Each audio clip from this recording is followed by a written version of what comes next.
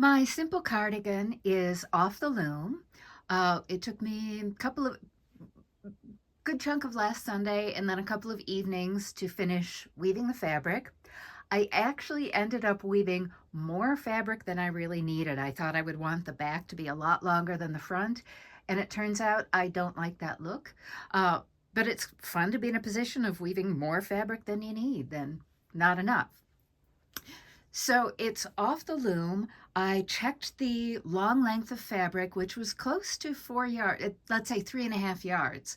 I checked the long length of the fabric for mistakes and did not find any that were worth fixing, which is to say, every now and again, you will come across a mistake that is so small that it would actually be more obvious to fix it than to just leave it alone. Uh, After I took it off the loom and checked for errors, I soaked it in a dishpan of cool, not cold, not hot, but lukewarm water with a little wool wash for 30 minutes. Then I rolled it in. Actually, I let it soak overnight, though 30 minutes would have been sufficient. This yarn, a lot of this yarn is silk, and silk just resists getting wet for whatever reason. So it would not have needed more than an hour at most, but just because of time constraints, that was what I chose to do. Then I took the length of fabric, so nothing had been cut, nothing had been sewn. I took the length of fabric out of the dishpan and rolled it in an old towel and just let it sit for an hour. That was to allow the towel to soak up excess water from the woven fabric and for the towel to get damp.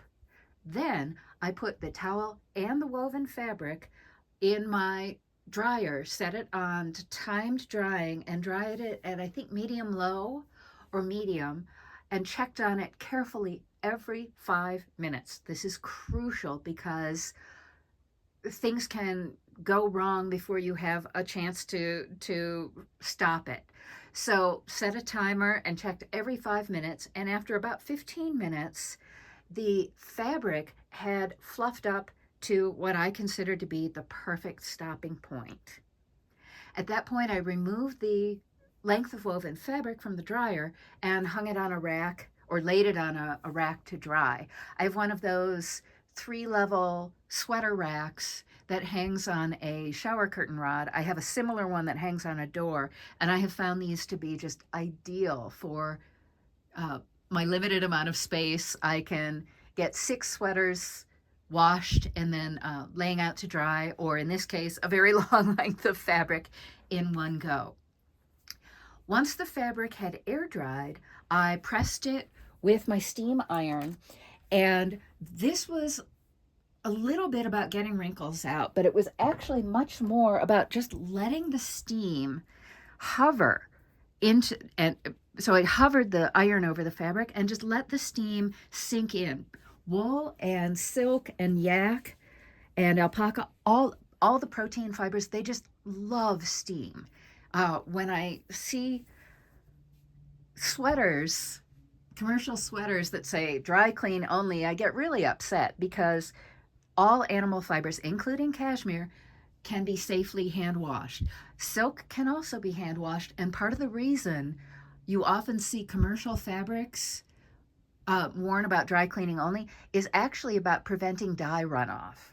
So don't be afraid to hand soak your fine washables. Use a good quality wool wash. It's much better than woolite, and you don't have to rinse it out.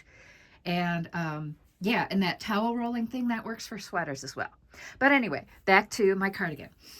So once I had taken it and pressed it, I was able to see I had woven in, and you can see an example here because I did it here just with a tapestry needle, but I had woven in where each panel was supposed to stop. And that was meant to help me keep everything so that lines would line up. So I had planned to do X amount of this yarn as weft and X amount of this yarn as weft, and then the rest as the yak silk. And in fact, I used a cash register tape to help me do that. So cash register tape is one of the greatest inventions for a multi-panel project like this, for keeping everything even. And it mostly worked in this case. So I knew when I had reached the 28-inch mark on my yak silk that it was time to start a new panel. But before I started a new panel, I would weave in a contrasting color. It turns out that there's no such thing as too much contrast. So pick something wildly different from your base fabric and you'll be much happier. And just trim the ends so that they're not getting in your way, getting stuck on things. But you just lay a piece of contrast yarn in the open shed and beat it into place, and then you start the next level.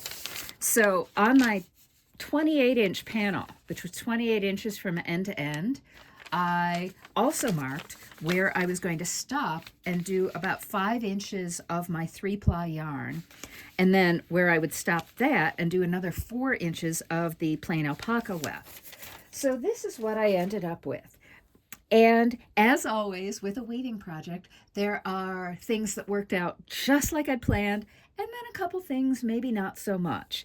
So much of the time, my cash register tape tool worked perfectly, but you always have to allow for what's going to happen as the fabric is finished.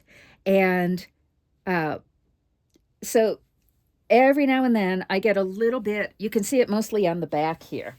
And this is the wrong side of the cardigan. So here's where I stopped using the lightly colored alpaca weft and went to the 3-ply with 2 strands of alpaca and 1 strand of the yak silk.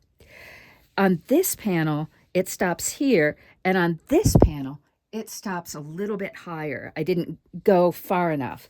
So you know, you live and learn.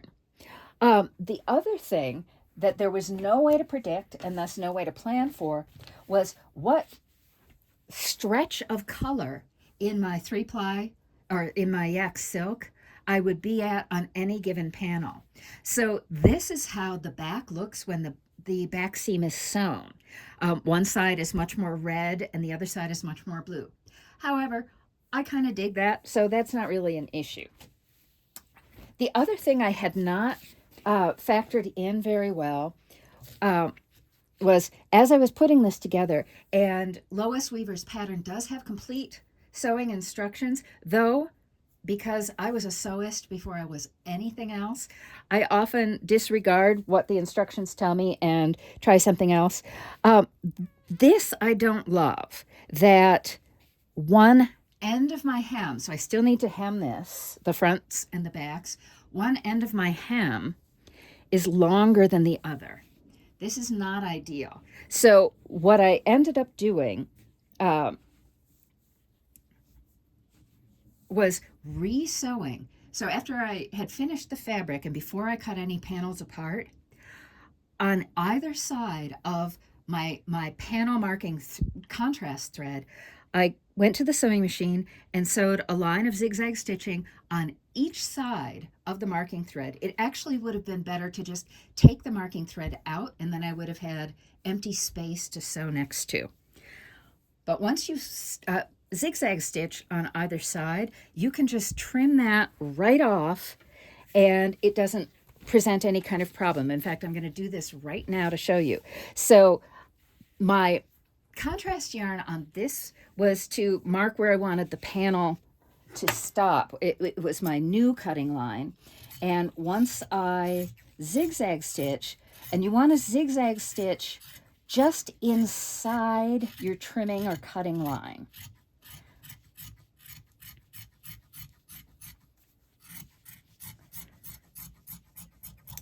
But now I am at a point where I can fold under a little bit and then fold it under again, and I will have a neatly finished edge. It turned out that my hem stitching plan was not perhaps the best choice, or that when I cut the first edge of this woven fabric off the loom, I needed to allow a longer length because in the dryer, some of the hem stitching actually fell off because I'd cut the ends too short.